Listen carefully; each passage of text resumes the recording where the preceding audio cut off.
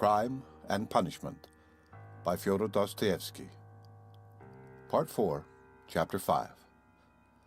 When next morning at 11 o'clock, punctually, Raskolnikov went into the Department of the Investigation of Criminal Causes and sent his name in to Porfiry Petrovitch.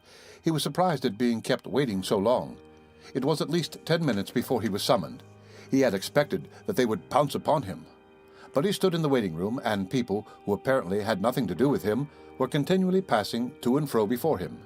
In the next room, which looked like an office, several clerks were sitting, writing, and obviously they had no notion who or what Raskolnikov might be.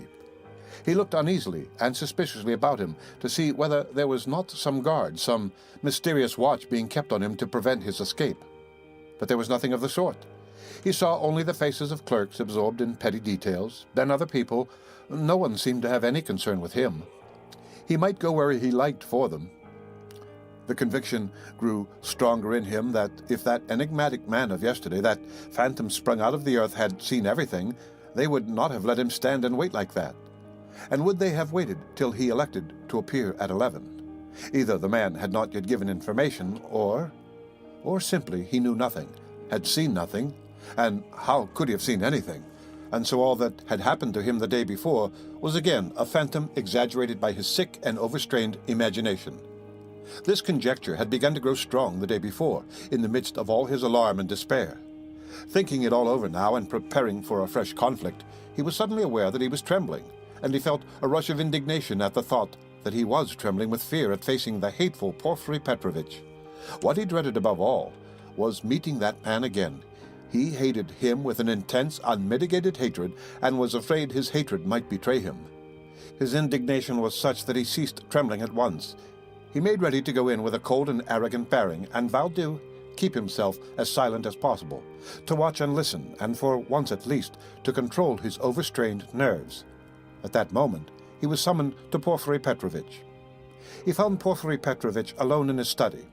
His study was a room neither large nor small, furnished with a large writing table that stood before a sofa, upholstered in checked material, a bureau, a bookcase in the corner, and several chairs, all government furniture of yellowed wood. In the further wall there was a closed door. Beyond it there were no doubt other rooms. On Raskolnikov's entrance, Porfiry Petrovitch had at once closed the door by which he had come in, and they remained alone. He met his visitor with an apparently genial and good-tempered air, and it was only after a few minutes that Raskolnikov saw signs of a certain awkwardness in him, as though he had been thrown out of his reckoning or caught in something very secret. "Ah, my dear fellow, here you are, in our domain," began Porfiry, holding out both hands to him. "Come, sit down, old man." Or perhaps you don't like to be called my dear fellow and old man. Tout court? Please, don't think it too familiar. Here, on the sofa. Raskolnikov sat down, keeping his eyes fixed on him. "In our domain, the apologies for familiarity, the French phrase tout court, were all characteristic signs." He held out both hands to me, but he did not give me one. He threw it back in time, struck him suspiciously. Both were watching each other, but when their eyes met, quick as lightning, they looked away. "I brought you this paper about the watch. Here it is. Is it all right, or shall I copy it again?" "What? A paper?" "Oh, yes. Don't be uneasy. It's all right," Porfiry Petrovitch said, as though in haste, and after he had said it, he took the paper and looked at it. "Yes, it's all right. Nothing more is needed," he declared with the same rapidity, and he laid the paper on the table. A minute later, when he was talking of something else, he took it from the table and put it on his bureau. "I believe you said yesterday you would like to question me, formally, about my acquaintance with the murdered woman?"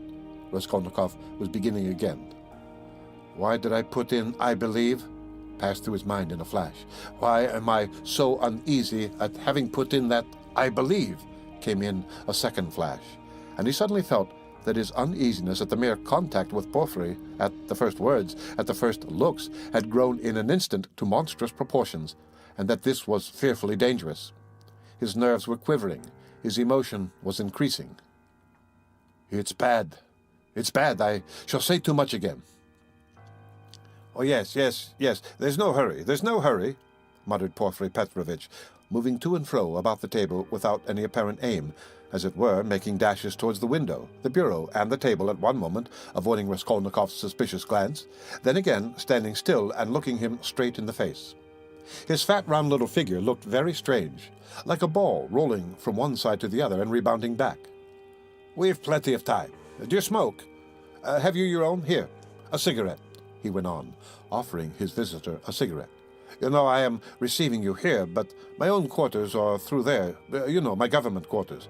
But I am living outside for the time. I had to have some repairs done here. It's almost finished now. Government quarters, are a capital thing, huh? What do you think?" "Yes, a capital thing," answered Raskolnikov, looking at him almost ironically. A capital thing," reported Porfiry Petrovitch, as though he had just thought of something quite different. "Yes, a capital thing," he almost shouted at last, suddenly staring at Raskolnikov and stopping short 2 steps from him. This stupid repetition was too incongruous in its ineptitude with the serious, brooding, and enigmatic glance he turned upon his visitor. But this stirred Raskolnikov's spleen more than ever, and he could not resist an ironical and rather incautious challenge. "Tell me, please?" he asked suddenly, looking almost insolently at him, and taking a kind of pleasure in his own insolence.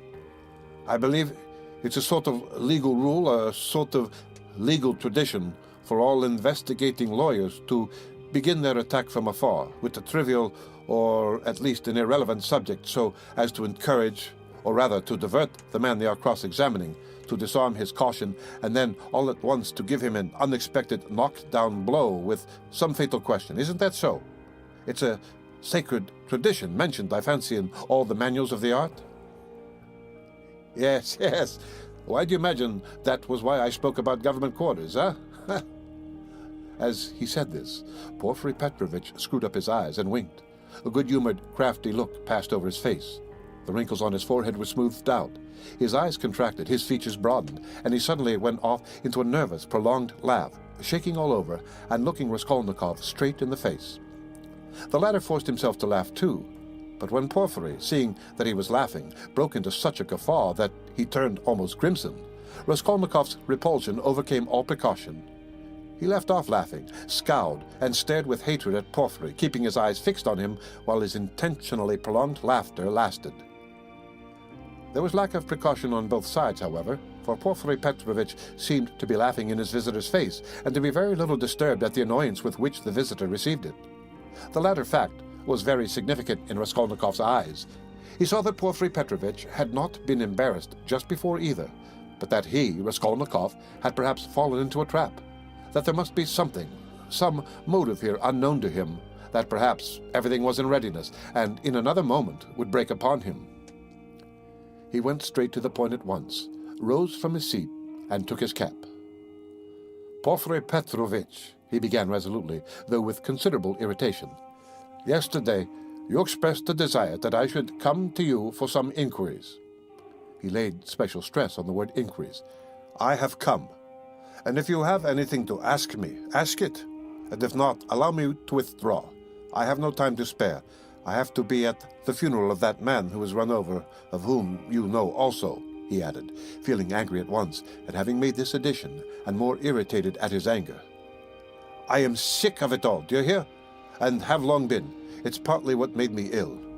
In short," he shouted, feeling that the phrase about his illness was still more out of place, "in short, kindly examine me or let me go at once, and if you must examine me, do so in the proper form. I will not allow you to do so otherwise, and so meanwhile goodbye, as we have evidently nothing to keep us now." "Good heavens, what do you mean? What shall I question you about?" cackled Porfiry Petrovitch with a change of tone, instantly leaving off laughing. "Please, don't disturb yourself," he began, fidgeting from place to place, and fussily making Raskolnikov sit down. There's no hurry. It's all nonsense. Oh, no, I'm very glad you've come to see me at last. I look upon you simply as a visitor. And as for my confounded laughter, please excuse it, Rodion Romanovich."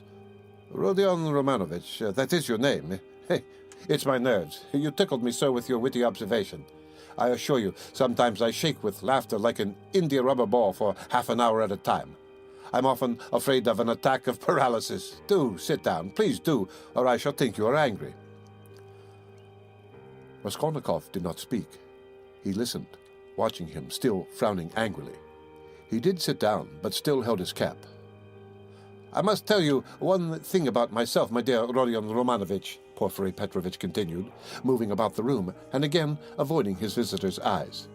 "You see, I am a bachelor, a man of no consequence, and not used to society. Besides, I have nothing before me. I'm set. I'm running to seed, and have you noticed, Rodion Romanovich, that in our Petersburg circles, if two clever men meet who are not intimate but respect each other, like you and me, it takes them half an hour before they can find a subject for conversation. They are dumb. They sit opposite each other and feel awkward. Everyone has subjects of conversation. Ladies, for instance. People in high society always have their subjects of conversation. Say, de rigueur, but people of the middle sort like us, thinking people, that is, are always tongue-tied and awkward. What is the reason of it? Whether it is the lack of public interest or whether it is we are so honest we don't want to deceive one another, I don't know. What do you think? Do put down your cap. It looks as if you were just going. It makes me uncomfortable. I am so delighted." Raskolnikov put down his cap and continued listening in silence with a serious, frowning face to the vague and empty chatter of Porfiry Petrovitch. Does he really want to distract my attention with his silly babble? "I can't offer you coffee here, but why not spend 5 minutes with a friend?" Porfiry pattered on. "And you know all these official duties. Please don't mind my running up and down. Excuse it, my dear fellow. I am very much afraid of offending you, but exercise is absolutely indispensable for me. I'm always sitting and so glad to be moving about for 5 minutes. I suffer from my sedentary life. I always intend to join a gymnasium. They say that officials of all ranks, even privy councillors, may be seen skipping gaily there. There you have it. Modern science, huh? Yes. But as for my duties here, inquiries and all such formalities, you mentioned inquiries yourself just now. I assure you, these interrogations are sometimes more embarrassing for the interrogator than for the interrogated. You made the observation yourself just now, very aptly and wittily." Raskolnikov had made no observation of the kind. One gets into a muddle. A regular muddle. One keeps harping on the same note, like a drum. There is to be a reform, and we shall be called by a different name, at least. And as for our legal tradition, as you so wittily called it, I thoroughly agree with you. Every prisoner on trial, even the rudest peasant, knows that they begin by disarming him with irrelevant questions, as you so happily put it, and then Delia may knock down blow. Oh, your felicitous comparison, huh? So you really imagined that I meant by government quarters? You are an ironical person. Come, I won't go on. By the way, yes, one word leads to another. You spoke of formality just now, apropos of the inquiry, you know. But what's the use of formality? In many cases, it's nonsense. Sometimes one has a friendly chat and gets a good deal more out of it. One can always fall back on formality, allow me to assure you. And after all, what does it amount to? An examining lawyer cannot be bounded by formality at every step.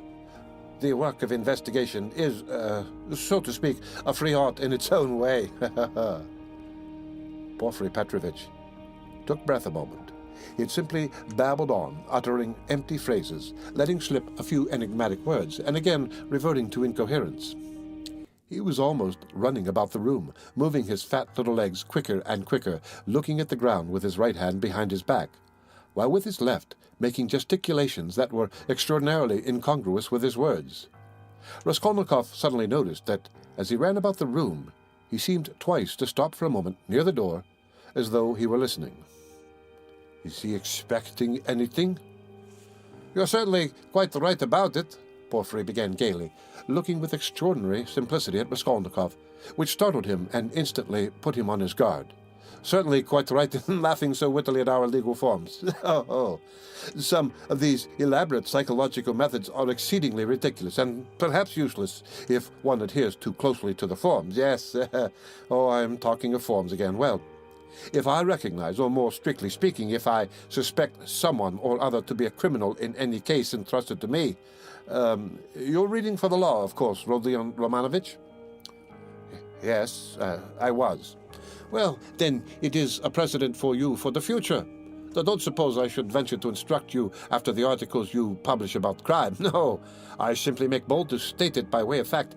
If I took this man or that for a criminal, why, I ask, should I worry him prematurely, even though I had evidence against him?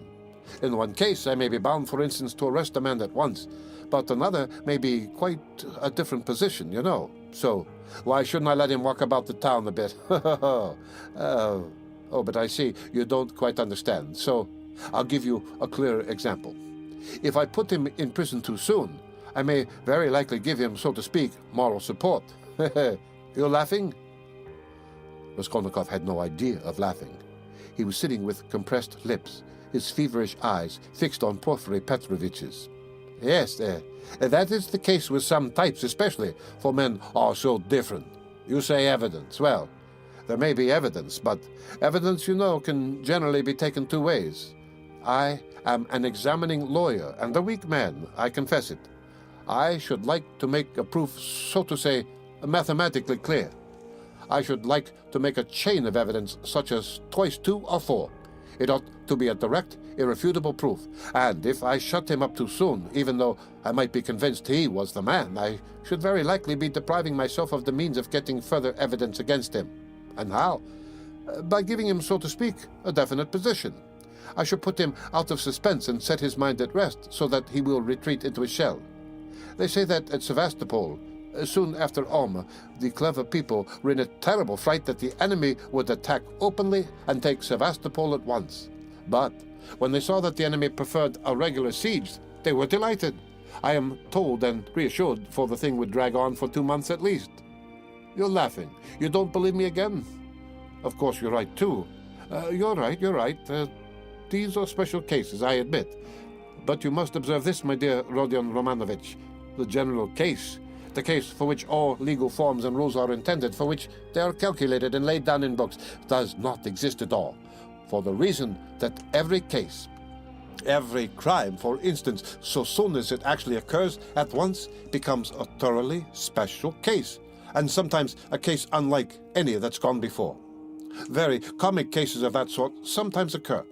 If I leave one man quite alone, if I don't touch him and don't worry him, but let him know, or at least suspect every moment that I know all about it, and am watching him day and night, and if he is in continual suspicion and terror, he'll be bound to lose his head. He'll come of himself, or maybe do something which will make it as plain as twice 2 or 4. It's delightful. It may be so with a simple peasant, but with one of our sort, an intelligent man, cultivated on the certain side, it's a dead certainty. For, my dear fellow, it's a very important matter to know on what side the man is cultivated. And then there are nerves. There are nerves. You have overlooked them. Why, they are all sick, nervous, and irritable. And then how they all suffer from spleen. That, I assure you, is a regular gold mine for us. And it's no anxiety to me, his running about the town free. Let him walk about for a bit. I know well enough that I've caught him, and that he won't escape me. Where could he escape to, huh? Abroad, perhaps? A Pole will escape abroad, but not here, especially as I am watching and have taken measures. Will he escape into the depths of the country, perhaps? But you know, peasants live there, real, rude Russian peasants. A modern, cultivated man would prefer prison to living with such strangers as our peasants. But that's all nonsense. And on the surface, it's not merely that he has nowhere to run to. He is psychologically unable to escape me. Oh, what an expression. Through a law of nature, he can't escape me if he had anywhere to go. Have you seen a butterfly around the candle? That's how he will keep circling and circling around me. Freedom will lose its attractions. He'll begin to brood. He'll weave a tangle round himself. He'll worry himself to death. What's more, he will provide the bee with the mathematical proof if I only give him long enough interval. And he'll keep circling round me, getting nearer, and then, flop! He'll fly straight into my mouth, and I'll swallow him, and that will be very amusing. You don't believe me? Raskolnikov made no reply. He sat, pale and motionless, still gazing with the same intensity into Porfiry's face. It's a lesson, he thought, turning cold. This is beyond the cat playing with a mouse like yesterday. He can't be showing off his power with no motive prompting me. He is far too clever for that. He must have another object. What is it? It's all nonsense, my friend. You are pretending to scare me. You have no proofs, and the man I saw had no real existence. You simply want to make me lose my head, to work me up beforehand and so to crush me. But you're wrong. You won't do it. But why give me such a hint? Is he reckoning on my shattered nerves? No, my friend, you are wrong. You won't do it, even though you have some trap for me. Let us see what you have in store for me. And he braced himself to face a terrible and unknown ordeal. At times he longed to fall on Porfiry and strangle him. This anger was what he dreaded from the beginning. He felt that his parched lips were flecked with foam, his heart was throbbing. But he was still determined not to speak till the right moment. He realized that this was the best policy in his position, because instead of saying too much, he would be irritating his enemy by his silence and provoking him into speaking too freely. Anyhow, this was what he hoped for. No, I see you don't believe me. You think I am playing a harmless joke on you. Porfiry began again, getting more and more lively, chuckling at every instant, and again pacing round the room. And to be sure, you're right. God has given me a figure that can awaken none but comic ideas in other people. A buffoon. But let me tell you, and I repeat it, excuse an old man, my dear Rodion Romanovich, you are a man still young, so to say, in your first youth, and so you put intellect above everything like all young people. Playful wit and abstract arguments fascinate you, and that's for all the world like the old Austrian of Kriegsrith, as far as I can judge of military matters, that is.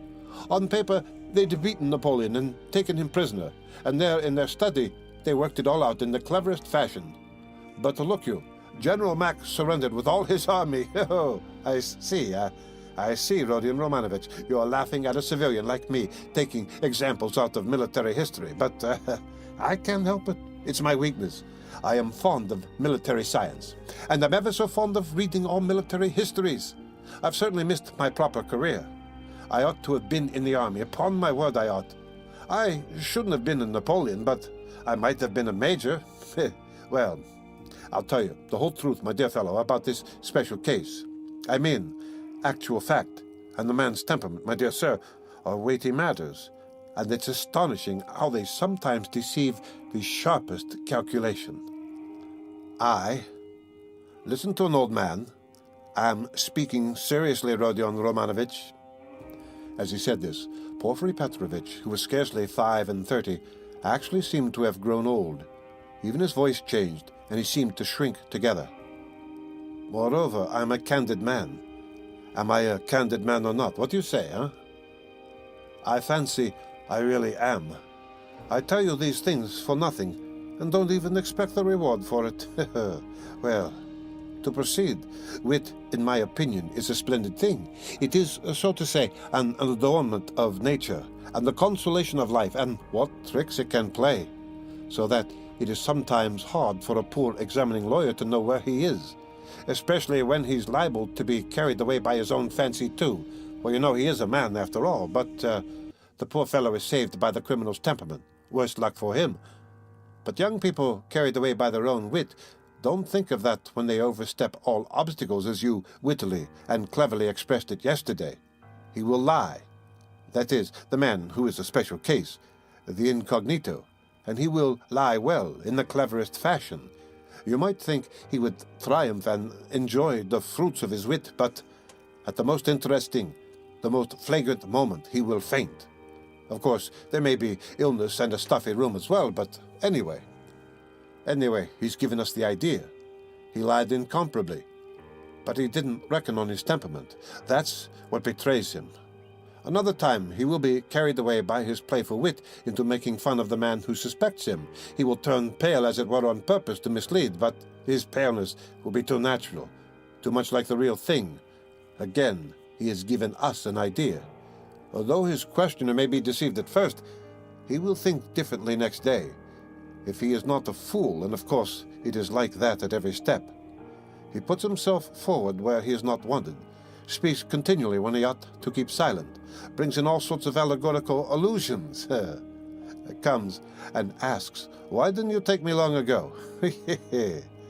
Oh, and that can happen, you know, with the cleverest man, the psychologist, the literary man. The temperament reflects everything like a mirror. Gaze into it and admire what you see. But why are you so pale, Rodion Romanovich? Is the room stuffy? Shall I open the window? Oh, don't trouble, please, cried Raskolnikov, and he suddenly broke into a laugh. Please, don't trouble. Porfiry stood facing him, paused a moment, and suddenly he too laughed. Raskolnikov got up from the sofa, abruptly checking his hysterical laughter.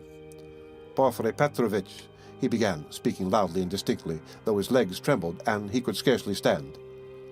I see clearly at last that you actually suspect me of murdering that old woman and her sister Lizaveta. Let me tell you for my part that I am sick of this. If you find that you have a right to prosecute me legally, to arrest me, then prosecute me, arrest me. But I will not let myself be jeered at to my face and worried. His lips trembled, his eyes glowed with fury, and he could not restrain his voice. I won't allow it, he shouted, bringing his fist down on the table. Do you hear that, Porfiry Petrovitch? I won't allow it. Good heavens, what does it mean? Cried Porfiry Petrovitch, apparently quite frightened. Rodion Romanovich, my dear fellow, what is the matter with you? I won't allow it, Raskolnikov shouted again. Hush, my dear man. They'll hear and come in. Just think, what could we say to them? Porfiry Petrovitch whispered in horror, bringing his face close to Raskolnikov's. I won't allow it. I won't allow it, Raskolnikov repeated mechanically. But he too spoke in a sudden whisper. Porfiry turned quickly and ran to open the window. Some fresh air, and you must have some water, my dear fellow. You're ill. And he was running to the door to call for some when he found a decanter of water in the corner. Come, drink a little, he whispered, rushing up to him with the decanter. It will be sure to do you good. Porfiry Petrovitch's alarm and sympathy were so natural that Raskolnikov was silent and began looking at him with wild curiosity. He did not take the water, however. Rodion Romanovich, my dear fellow, you'll drive yourself out of your mind, I assure you. Oh, have some water. Do drink a little. He forced him to take the glass. Raskolnikov raised it mechanically to his lips, but set it on the table again with disgust. Yes, you've had your little attack. You'll bring back your illness again, my dear fellow, Porfiry Petrovitch cackled with friendly sympathy, though he still looked rather disconcerted. Good heavens, you must take more care of yourself. Dmitri Prokofitch was here, came to see me yesterday. I know, I've a nasty, ironical temper, but what they made of it, good heavens. He came yesterday after you'd been. We dined, and he talked and talked away, and I could only throw up my hands in despair. Did he come from you? But do sit down, for mercy's sake. Sit down. No, not from me, but I knew he went to you, and why he went, Raskolnikov answered sharply. You knew? I knew. What of it? Why this, Rodion Romanovich, that I know more than that about you. I know about everything. I know how you went to take a flat at night when it was dark, and how you rang the bell and asked about the blood, so that the workman and the porter did not know what to make of it. Yes, I understand your state of mind at the time, but you'll drive yourself mad like that, upon my word. You'll lose your head. You're full of generous indignation at the wrongs you've received, first from destiny and then from the police officers, and so you rush from one thing to another to force them to speak out and make an end of it all because you are sick of all this suspicion and foolishness. That's so, isn't it? I have guessed how you feel, haven't I? Only in that way you'll lose your head, and Razumihin's too. He's too good a man for such a position. You must know that. You are ill, and he is good, and your illness is infectious for him. I'll tell you about it when you are more yourself. But do sit down, for goodness sake. Please, rest. You look shocking. Do sit down. Raskolnikov sat down. He no longer shivered. He was hot all over. In amazement, he listened with strained attention to Porfiry Petrovitch, who still seemed frightened as he looked after him with friendly solicitude. But he did not believe a word he said, though he felt a strange inclination to believe. Porfiry's unexpected words about the flat had utterly overwhelmed him. How can it be? He knows about the flat, then, he thought suddenly, and he tells it to me himself. Yes, in our legal practice there was a case almost exactly similar, a case of morbid psychology, Porfiry went on quickly. A man confessed to murder, and how he kept it up. It was a regular hallucination. He brought forward facts he imposed upon everyone. And why? he had been partly, but only partly, unintentionally, the cause of a murder, and when he knew that he had given the murderers the opportunity, he sank into dejection. It got on his mind and turned his brain, and he began imagining things, and he persuaded himself that he was the murderer. But at last the High Court of Appeal went into it, and the poor fellow was acquitted and put under proper care. Thanks to the Court of Appeal. Tut, tut, tut. Oh, why, my dear fellow, you may drive yourself into delirium if you have the impulse to work upon your nerves, to go ringing bells at night and asking about blood. I've studied all this morbid psychology in my practice. A man is sometimes tempted to jump out of a window or from a belfry. Just the same with bell ringing. It's all illness, Rodion Romanovich. You have begun to neglect your illness. You should consult an experienced doctor. What's the good of that fat fellow? You're lightheaded. You were delirious when you did all this. For a moment, Raskolnikov felt everything going round. Is it possible? Is it possible, flashed through his mind, that he is still lying? He can't be. He can't be. He rejected the idea, feeling to what a degree of fury it might drive him, feeling that fury might drive him mad. I was not delirious. I knew what I was doing, he cried, straining every faculty to penetrate Porfiry's game. I was quite myself. Do you hear? Yes, I hear and understand. You said yesterday you were not delirious. You were particularly emphatic about it. I understand all you can tell me. Oh, listen, Rodion Romanovich, my dear fellow, if you were actually a criminal or were somehow mixed up in this damnable business, would you insist that you were not delirious but in full possession of your faculties? And so emphatically and persistently? Would it be possible? Quite impossible to my thinking. If you had anything on your conscience, you certainly ought to insist that you were delirious. That's so, isn't it? There was a note of slyness in this inquiry. Raskolnikov drew back on the sofa as Porfiry bent over him and stared in silent perplexity at him. Another thing about Razumihin. You certainly ought to have said that he came of his own accord, to have concealed your part in it. But you don't conceal it. You lay stress on his coming at your instigation. Raskolnikov had not done so. A chill went down his back. You keep telling lies, he said slowly and weakly, twisting his lips into a sickly smile. You are trying again to show that you know all my game, that you know all I shall say beforehand, he said, conscious himself that he was not weighing his words as he ought. You want to frighten me, or you are simply laughing at me?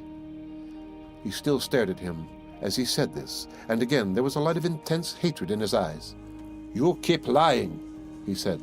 You know perfectly well that the best policy for the criminal is to tell the truth as nearly as possible, to conceal as little as possible. I don't believe you. What a wily person you are, Porfiry tittered. There's no catching you. You've a perfect monomania.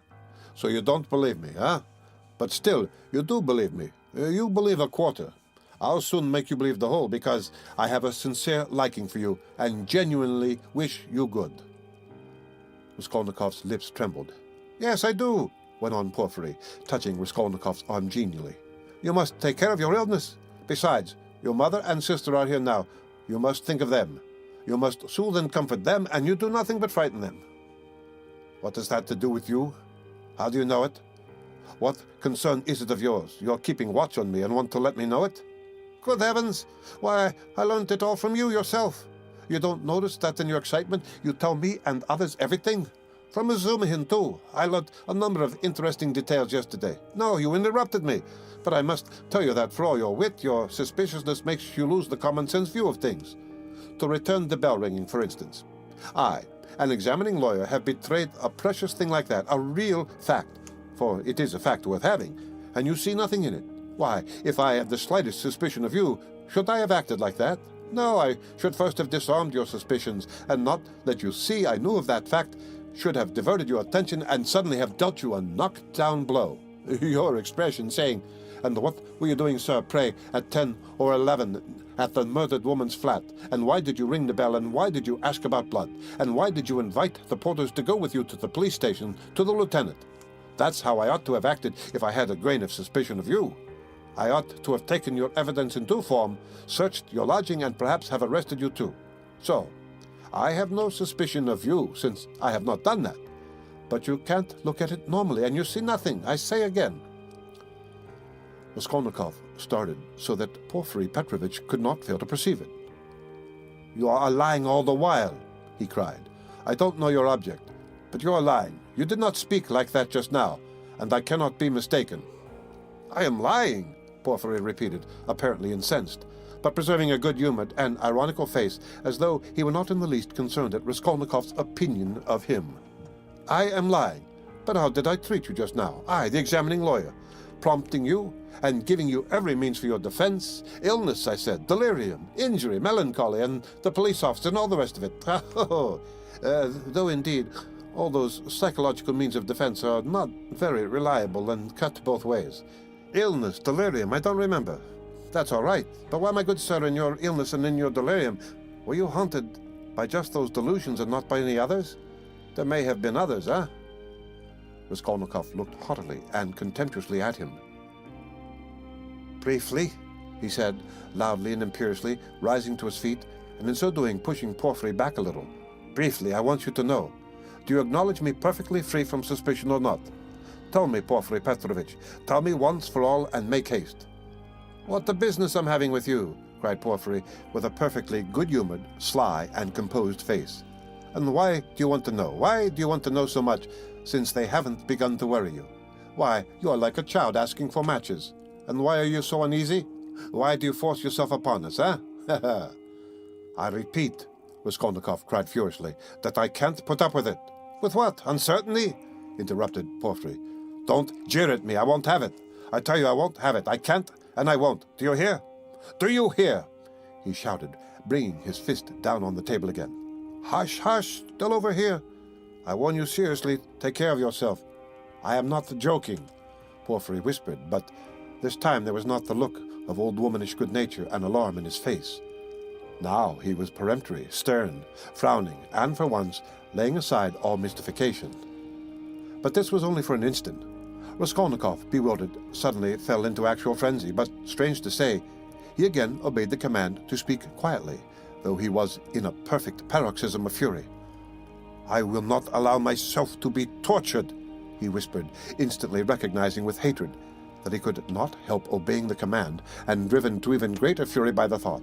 "Arrest me, search me, but kindly act in due form, and don't play with me, don't dare."